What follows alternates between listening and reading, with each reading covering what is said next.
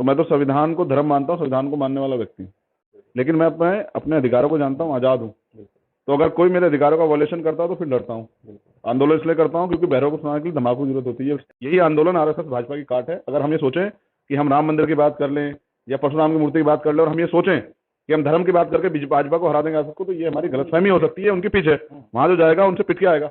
हमारी पिच जो है ना, वो आरक्षण है। हम कभी इनसे नहीं हारे, हम आगे भी इनसे नहीं हारेंगे, लेकिन हम इनके तलवे चाट के राजनीति नहीं करेंगे। हम अपने विचारों को आगे बढ़ा के और अपने मुद्दों पर राजनीति करेंगे। जैसे मैं राम स्वरूप वर्मा जी को मानने वाला व्यक्ति, बाबू जगदेव प्रसाद कुशवाहा, जननायक कर्पूरी ठाकुर जी को मानने वाला व्यक्ति हूँ, पेरियर रामास्वामी नायकर और पेरियर लल्लई यादव को मानने वाला व्यक्ति हूँ। तो मैं समझता हूँ, मैं माननीय काशीराम साहब का चेला हूँ, तो उनके आंदोलन को, उनके विचारों को आगे बढ़ाना मेरी जिम्मेदारी है। निजीकरण मात्र जो है वो गुलामी है, और वो इसलिए किया जा रहा है कि आरक्षण व्यवस्था खत्म हो जाए। साथियों नमस्कार, मैं हूं नीरज पटेल और आप देख रहे हैं नेशन जनमत। इस समय मेरे साथ जो शख्स हैं वो किसी परिचय के मोहताज इसलिए नहीं हैं क्योंकि उत्तर प्रदेश समेत पूरे देश में संघर्ष का दूसरा नाम बन चुके हैं।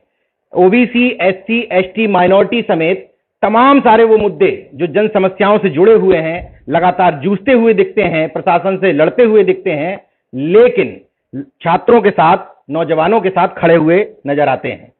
बहुत बड़ा प्रदर्शन हुआ 69,000 शिक्षक भर्ती को लेकर के, उसमें भी कल आप पूरे जी जान से जुटे हुए थे। मैं देर रात गया, वहां भी आप थे, लोगों से मिलजुल रहे थे।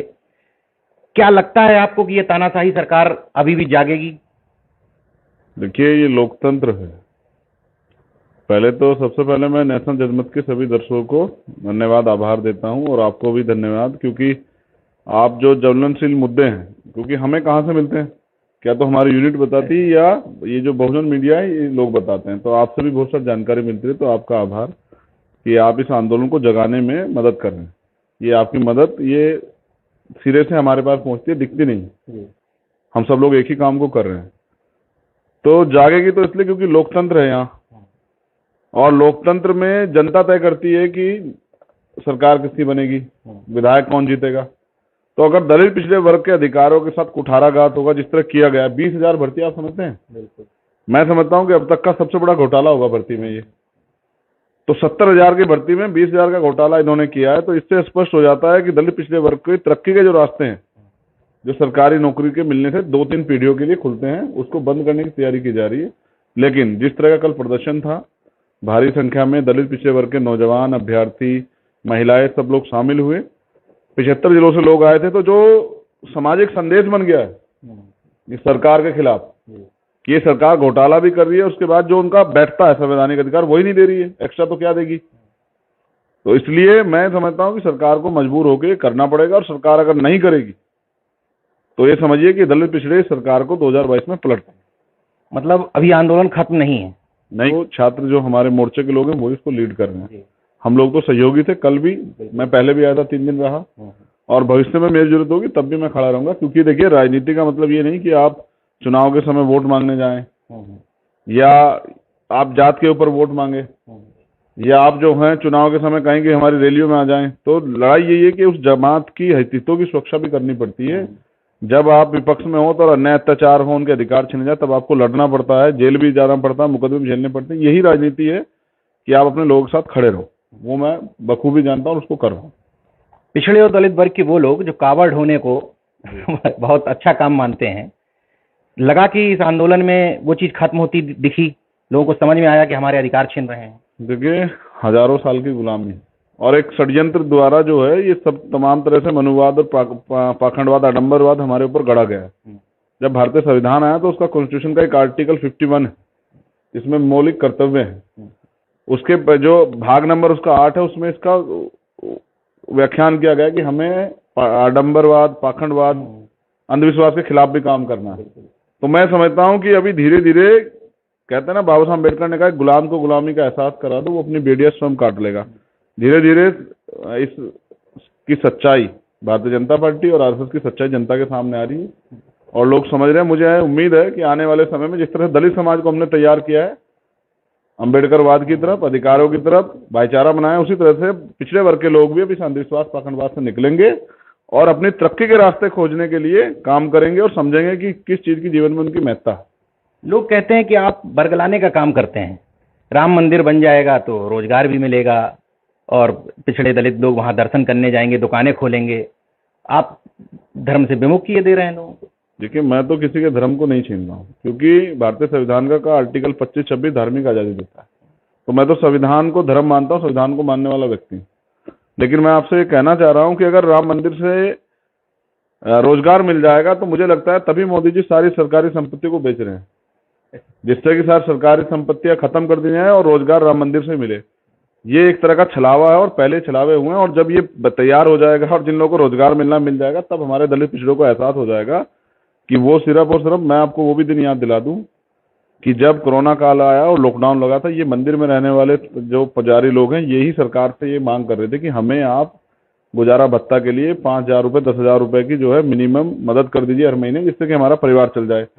अब आम आदमी भगवान को कितनी बार याद करता है जब वो मंदिर जाता है या कोई मुसीबत होती है? पुजारी लोग तो 100 बार याद करते हैं। जो भी भक्त आएगा कहेगा कि साहब पंडित जी मेरा प्रसाद लो, चढ़ा दो, तो उतनी बार पंडित जी भगवान को याद करेंगे, तो उनका भला नहीं हो रहा। पंडित जी को पता है कि सत्ता ताकत है, वो सत्ता में है।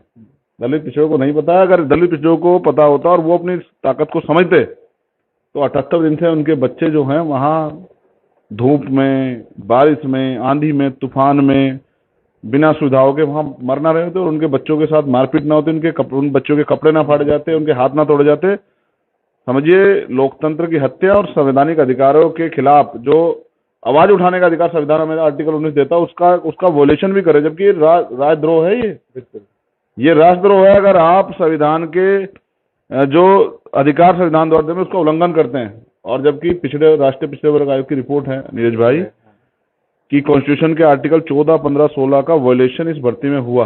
बिल्कुल।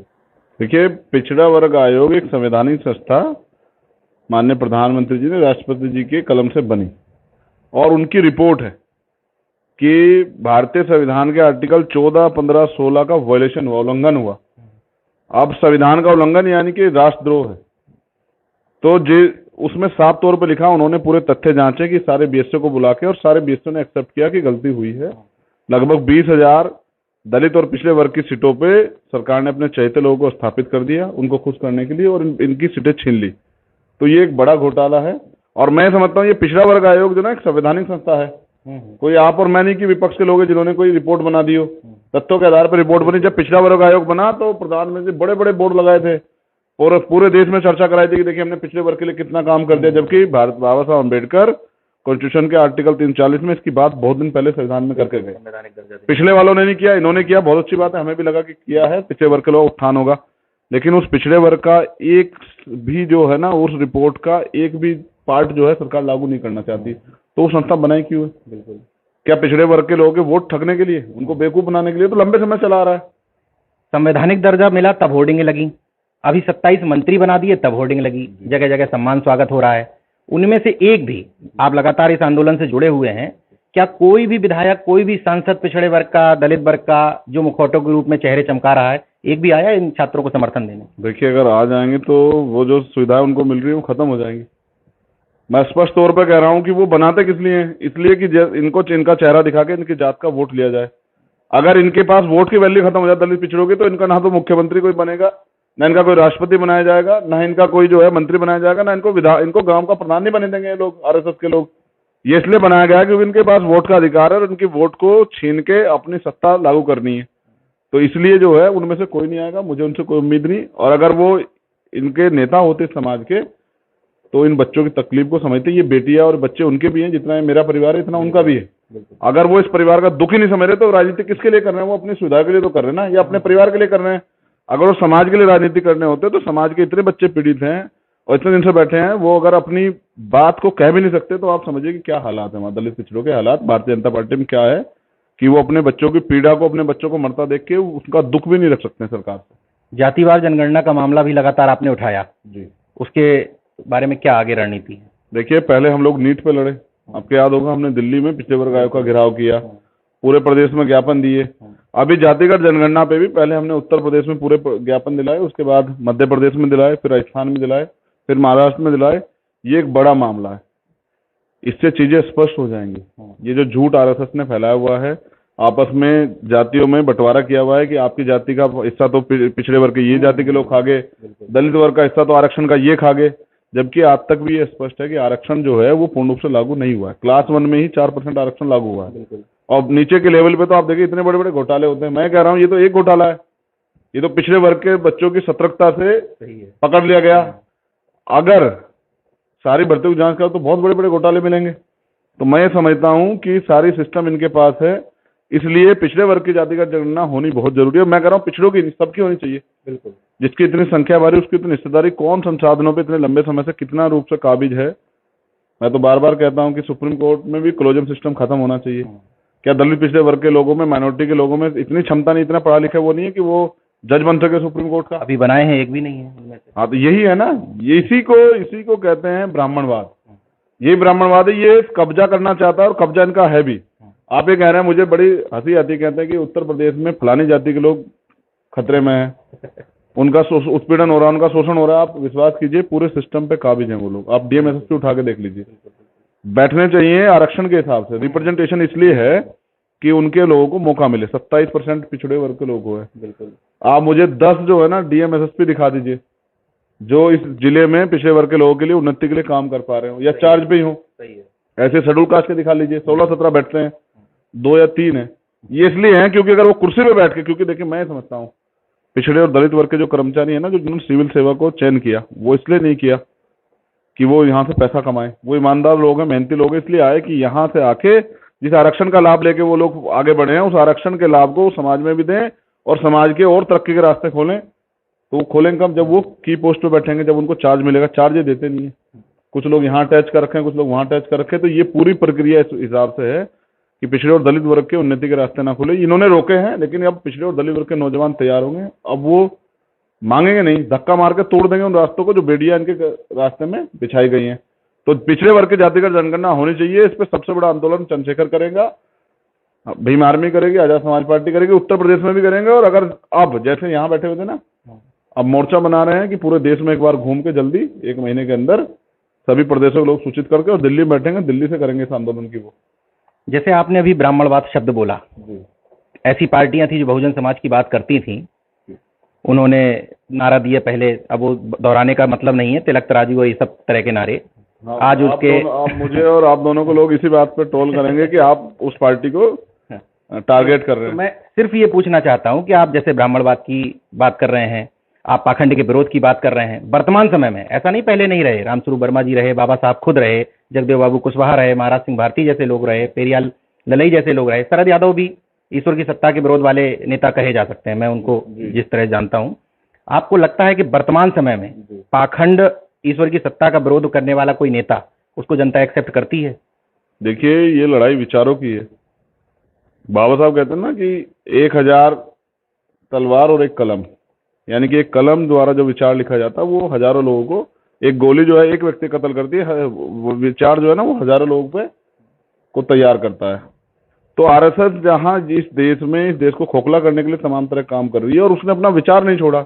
जो उनके मौलिक सिद्धांत है कि जिन लोगों को उनको मोहरा बना के, चेहरा बना के और अपने एजेंडे को लागू करना है, तो वो अपना काम कर रही है। तो मैं जिन महापुरुषों को मानता हूँ, जैसे बाबा साहब अम्बेडकर को मानने वाला व्यक्ति हूँ, जैसे मैं रामस्वरूप वर्मा जी को मानने वाला व्यक्ति, बाबू जगदेव प्रसाद कुशवाहा, जननायक कर्पूरी ठाकुर जी को मानने वाला व्यक्ति हूँ, पेरियर रामास्वामी नायकर और पेरियर ललई यादव को मानने वाला व्यक्ति हूँ। तो मैं समझता हूँ, मैं मान्यवर काशीराम साहब का चेला हूँ, तो उनके आंदोलन को, उनके विचारों को आगे बढ़ाना मेरी जिम्मेदारी है। और असल में हम तो इस व्यवस्था में लंबे समय से पीछे हुए हैं। थोड़े बहुत जो अधिकार मिले मैं आज आपसे शेयर कर रहा हूँ। 1912 में पहली बार एक अधिवेशन हुआ जिसमें ये तय किया गया, चर्चा हुई कि दलित वर्ग के लोगों को भी सरकारी स्कूलों में पढ़ने का अधिकार हमें देना चाहिए। तो हम तो वो लोग हैं जो 100 साल पहले जिनको मतलब सरकारी स्कूलों में पढ़ने का अधिकार नहीं था। तो हमें जो कुछ भी मिला है वो बाबा साहब के संविधान से मिला है और हम उन्हीं विचारों को आगे बढ़ा के इस समाज को तैयार करेंगे। ठीक है ना? ऐसा नहीं कि समाज जानता नहीं, समाज जानता समझता है, लेकिन वो समाज ये भी सोचता है कि उनको अधिकार कहाँ से मिल रहे हैं। नुकसान ये हुआ है कि जहाँ हिस्सेदारी का मामला आता है वहाँ हिस्सेदारी नहीं मिलती। हम सामाजिक न्याय की बात दूसरे लोगों से करते हैं, अपनों से नहीं करते। तो जिसकी इतनी संख्या बारी उसकी उतनी हिस्सेदारी। इस बात को अगर हम लोग फॉलो करेंगे और सारे समाज के लोगों को हिस्सेदारी देंगे और अपने आंदोलन को आगे बढ़ाएंगे वैचारिक रूप से, यही आंदोलन आरएसएस भाजपा की काट है। अगर हम ये सोचें कि हम राम मंदिर की बात कर लें या परशुराम की मूर्ति की बात कर लें और हम ये सोचें कि हम धर्म की बात करके भाजपा को हरा देंगे आरएसएस को, तो ये हमारी गलतफहमी हो सकती है। उनकी पिच है, वहां जो जाएगा उनसे पिट के आएगा। हमारी पिच जो है ना वो आरक्षण है, प्रमोशन में रिजर्वेशन है, रोजगार है, महंगाई है, भ्रष्टाचार है, एट्रोसिटी है। हमारी पिच जो है वो हेल्थ है, हमारी पिच जो है वो आज के समय में नौजवान परेशान है, एजुकेशन है हमारी पिच, कि ये तमाम चीजों पे काम हो और सब लोगों को समान अवसर मिले। मैं तो ये भी कहता हूँ चैलेंज के साथ कि जो लोग आरक्षण को गाली देते हैं, अब तो स्वर्ण जाति के लोगों को 10% आर्थिक आधार मिल रहा है, खूब ले रहे हैं, बिल्कुल नहीं चाह सकते हैं, लेकिन अगर दलित पिछड़ों के आरक्षण की बात हो तो गाली देने लग जाते हैं। मैं ये कह रहा हूं कि अगर आप वास्तविकता में मेरिट की बात करते हैं, न्यायप्रिय हैं, तो आप दो बच्चे आप तैयार कर लीजिए, एक पिछड़े वर्ग से ले लीजिए, हमारे वर्ग से, और एक आप अपने वर्ग से ले लीजिए, उनको समान सुविधाओं में तैयार कीजिए, और एक आप तय कर लीजिए पेपर, और फिर आप देखिए, फिर आपको मेरिट का पता लग जाए किसमें कितनी क्षमता है। हम कभी इनसे नहीं हारे, हम आगे भी इनसे नहीं हारेंगे, लेकिन हम इनके तलवे चाट के राजनीति नहीं करेंगे। हम अपने विचारों को आगे बढ़ा के और अपने मुद्दों पर राजनीति करेंगे। और इनसे अब समय आ गया, बाबा साहब अम्बेडकर ने कहा था 21 सदी हमारी, ये 21 सदी चल रही है, बाबा साहब के विचार प्रबल हो रहे हैं, हमारे बहुजन महापुरुषों के विचार आगे बढ़ रहे हैं। छत्रपति साहू जी महाराज के जो विचार 1902 में जो आरक्षण के जनक जिन्होंने हमें पहले वो रास्ता दिखाया, वो अब तैयार हो रहा है। और अब इस आंदोलन से पिछड़े और दलित वर्ग के लोगों को आरक्षण की अहमियत का भी पता लगा। अभी तो आरक्षण के लिए लड़ रहे हैं, जब सारे सरकारी संस्थान बिक जाएंगे, वहां आरक्षण ही नहीं रहेगा, तो फिर लड़ाई कैसे रह जाएगी आरक्षण? देखिए, पहले जब मंडल आया था ना, तो ये सरकार भाजपा के आरएसएस के लोग कमंडल ले आए थे मंडल को रोकने के लिए। जब यानी कि पिछड़े वर्ग के लोगों को अधिकार मिल रहे थे, तो ये धर्म की राजनीति ले आए थे। इस बार ये मंडल के सामने कमंडल ना लाके, क्योंकि पिछड़े वर्ग के लोग, दलित वर्ग के लोग समझदार हो गए थोड़े से, तो निजीकरण नाम का कमंडल ले आए। बिल्कुल। तो ये क्या कर रहे हैं कि आरक्षण को, एक बहुत दिन पहले इनके एक नेता ने कहा था कि हम आरक्षण को इतना निष्क्रिय कर देंगे कि ये रहते हुए भी इससे इसका कोई फायदा नहीं होगा। तो जब ये सारा षड्यंत्र आरक्षण को खत्म करके दलित पिछड़ों को उनकी भागीदारी, राजकाज में जो हिस्सेदारी इनको मिल रही है, उससे रोकने का प्रबंध है। निजीकरण मात्र जो है वो गुलामी है, और वो इसलिए किया जा रहा है कि आरक्षण व्यवस्था खत्म हो जाए। अभी स्वर्ण जाति के लोगों को बड़ी खुशी हो रही होगी, लेकिन उनके बच्चे भी सरकारी नौकरी नहीं कर पाएंगे।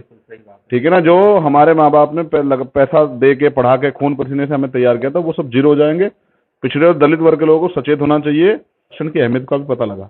एक अंतिम सवाल, जब भी आपकी बात होती है, या तो ये जो गोदीबादी मीडिया जिसको कहा जाता है, गोदी मीडिया, या तो ये कवर नहीं करता है, कवर करता है तो बार बार ये छवि बनाने की कोशिश की जाती है कि एक नया दलित नेता उभर रहा है। मुझे इस शब्द से आपत्ति है, आप क्या सोचते हैं? मुझे भी आपत्ति है। मैं तो खाली दलितों की बात करता नहीं हूँ। मैंने तो अपने संगठन में कोर कमेटी में पिछड़े वर्ग के लोगों को बराबर की हिस्सेदारी दे रखी है, और माइनॉरिटी के लोगों को भी। तो मैं तो बहुजन समाज की बात करता हूँ। मतलब संगठन में ओबीसी के लोग पर्याप्त हैं? पर्याप्त हैं। आप देखिए, बराबर की हिस्सेदारी है। जितने राष्ट्रीय कोर कमेटी में दलित हैं, उतने ही बैकवर्ड के लोग हैं। और जो समाज तैयार होकर आ रहा है, क्योंकि मीडिया ने ऐसी छवि हमारी बनाई हुई है कि हम धर्म विरोधी, राष्ट्र विरोधी, ये सब चीजें, उसकी वजह से जो लोग तैयार होकर आ रहे हैं, बातों को समझ रहे हैं, उन सबको हम जिम्मेदारी दे रहे हैं। और हमारा प्रयास है कि आने वाले कल में एक बड़ा संगठन बने, हम इसको लोकतांत्रिक बनाएंगे, जिसमें सब जातियों के लोगों को काम के हिसाब से मौका मिलेगा। हमारे यहाँ टिकट में भी यानी कि पैसे लिए जाते हैं, या कोई वो हो, या रिश्तेदारी में दिया जाता है, जो मेहनत करता है उसको देते हैं। और पदों में भी इस तरह से आगे बढ़ा रहे हैं, जो काम कर रहा है, जो मेहनती, उसको आगे बढ़ाते हैं। जो उसको लगता है काम नहीं कर सकता या इसकी कोई मजबूरी, उसको रोक देते हैं थोड़ा सा। तो मैं समझता हूँ कि मैं बहुजन समाज के लिए काम कर रहा हूँ, मैं नेता नहीं, मैं इनका, समझिए, काशीराम साहब तो कहते थे मैं इनका पोस्टमैन हूँ। मैं एक बड़ा कार्य करता हूँ कि ज्यादा काम करता हूँ, लेकिन मैं तो ये भी नहीं कह सकता क्योंकि काशीराम साहब की लाइन है। मैं तो ये कह रहा हूँ कि मैं एक छोटा ही कार्य करता हूँ, और इतनी जितनी जिम्मेदारी मेरी है उतनी सब लोगों की, और उतनी हिस्सेदारी, उतना ही दबाव, जोर इस पार्टी संगठन पे एक प्रत्येक कार्यकर्ता का है जितना मेरा। अब आप समझिए कि भाजपा का जो झूठा धर्म और राष्ट्रवाद का नारा, धर्म तो आप लोगों ने देख लिया और पूरे देश ने देखा कि किस तरह धर्म के नाम पे इन्होंने आज तक छला है। बिल्कुल। दूसरा राष्ट्रवाद, अब मैं समझ गया हूँ कि इनके राष्ट्रवाद में दलित पिछड़े नहीं है। अगर होते तो उनकी तरक्की के रास्ते भी लोग खोलते। उनको बेवकूफ ठग बनाने के लिए, ठगने के लिए प्रयास नहीं करती। ये मंत्री पद और आयोग का की जो है ना, वो चिलम दिखा के और ठगने काम करते हैं हमारी वोटों को। मैं फिर कह रहा हूँ, पिछड़े और दलित वर्ग के लोग सावधान हो जाएं। जिस दिन वोट का अधिकार ये आरएसएस भाजपा के लोग, जैसे इनके नेता कहा करते थे कि दलित पिछड़े लोग वहां जाके, पिछड़े वर्ग के लोग जाके वहां क्या करेंगे, उसमें संसद में। इनके बड़े बड़े नेता बाल गंगाधर तिलक और सब लोग कहा कहते थे कि ये तेली और तमोली क्या करेंगे जाके वहां, ये कुर्मी क्या करेंगे जाके वहां, क्या गाय चराएंगे, ये क्या तेल निकालेंगे। तो मैं कह रहा हूं कि ये मेरे समाज के लोग हैं, पिछड़े और दलित वर्ग के लोग। इनको ये समझना चाहिए कि जब तक ये विधायिका और संसद में नहीं पहुंचेंगे, जब तक कानून बनाने की ताकत इनके पास नहीं आएगी, जब इनके पास सिस्टम में चेंज करने की ताकत नहीं आएगी, तब तक इनकी तरक्की के रास्ते नहीं खुलेंगे, इनके सामाजिक जीवन में परिवर्तन नहीं होगा। सत्ता मात्र, नीरज भाई, हमारे लिए साधन है। हमारे महापुरुष बता गए, असली लड़ाई व्यवस्था परिवर्तन की है, गैर बराबरी खत्म हो, अन्य अत्याचार खत्म हो, भाईचारा बने, भारत जो है प्रबुद्ध भारत बने, ऐसा भारत बने जिसमें सभी लोगों को समान अवसर हो, महिलाएं सुरक्षित हो, रोजगार के अवसर बने, तरक्की करे देश, ये हमारा मूलभूत लक्ष्य है। समता, समानता, बंधुत्व, भाईचारा बने, समता मूलक समाज बने। मैं ये नहीं चाहता दूसरे लोगों की तरह, जैसे वो कहते हैं कि इसको निकाल दो, उसको निकाल दो, सब लोग यही रहे, लेकिन अपनी जो गलत नीतियां उनको छोड़ के भाईचारा बना के रहे, हमारा देश मजबूत हो, आबाद रहे, ऐसी जो है मेरी हमेशा जो है इच्छा रहती है। ये बाबा साहब अम्बेडकर भी चाहते थे, तो उन्होंने कहा हम प्रथम और अंत्य भारतीय। तो उम्मीद करें कि जो लड़ने भिड़ने वाला चंद्रशेखर है, संघर्ष करने वाला चंद्रशेखर है, अच्छे एग्रेशन वाला चंद्रशेखर है, ये लगातार देखने को मिलेगा लोगों को। देखिए, हर आदमी की एक पहचान होती है, तो मेरी एक पहचान है नीला गमछा हाथ में संविधान, यही चंद्रशेखर आजाद की पहचान है, भीम आर्मी की पहचान। तो मैं आपको बता रहा हूँ कि ये अगर मैं छोड़ दूंगा तो मेरा वजूद ही खत्म हो जाएगा। जैसे जिसने अपने मूलभूत सिद्धांत छोड़े हैं, अपनी जो ताकत थी उसको छोड़े, बाद में क्या हुआ, जब नारे बदले हैं ना, बिल्कुल, तो आप गिरावट में गए। तो मुझे तो आगे बढ़ना है, मैं इस छवि को छोड़ूंगा तो मैं तो फेल हो जाऊंगा। मीडिया के लोग तो जानबूझ के मैं इतना भी जो है ना आक्रामक नहीं हूँ, मैं तो संविधान को मानने वाला व्यक्ति हूँ, लेकिन मैं अपने अधिकारों को जानता हूँ, आजाद हूँ। तो अगर कोई मेरे अधिकारों का वॉयलेशन करता है तो फिर लड़ता हूँ। आंदोलन इसलिए करता हूँ क्योंकि बहरों को सुनाने के लिए धमाके की जरूरत होती है। ये शहीद आजम सरदार भगत सिंह कहा करते थे। तो ये बहरे लोग हैं, ये बहरे नहीं है, ये तो गूंगे भी हैं। जब इनकी जरूरत होती तभी बोलते हैं, जब नहीं होती नहीं बोलते हैं। वरना मुख्यमंत्री को नहीं पता घोटाला हुआ है, शिक्षा मंत्री चोर है, चोरी हुई है। अगर मुख्यमंत्री साफ पाक ईमानदार है तो घोटाले की लिस्ट को जारी करें जो घोटाला हुआ है, और जिन बच्चों के साथ धोखा उनको नौकरी दें, नियुक्ति दें। न्याय तो हो चुका, पिछले वर्ग आयोग ने कर दिया। गूंगी बहरी राजनीति के इस दौर में चंद्रशेखर आजाद वो नाम बन चुका है जो न सिर्फ विचारों से आजाद है, बल्कि लगातार अपने विचारों को न सिर्फ मीडिया के माध्यम से बल्कि सड़क पर उतर करके संघर्ष के माध्यम से दिखाना भी बखूबी जानते हैं। हम उम्मीद करते हैं कि यही संघर्ष वाली राजनीति, यही सोच जो आज आपने इस इंटरव्यू में कही है, वो आगे भी बनी रहेगी। हमसे बात करने के लिए शुक्रिया। जिस दिन आपको लगे कि ये नहीं बन रही है, उस दिन आप ये कह देना कि भाई ये आदमी अब बदल गया। जी, मैं हमेशा प्रयास करूंगा कि जितना आप कर रहा हूँ उससे ज्यादा बेहतर करूँ। तो अगर आपने मेरा YouTube चैनल सब्सक्राइब नहीं किया तो प्लीज़ सब्सक्राइब कर लें और उस बेल आइकन पर जरूर क्लिक करें, जिससे जो मेरे न्यू वीडियो हैं वो आप देख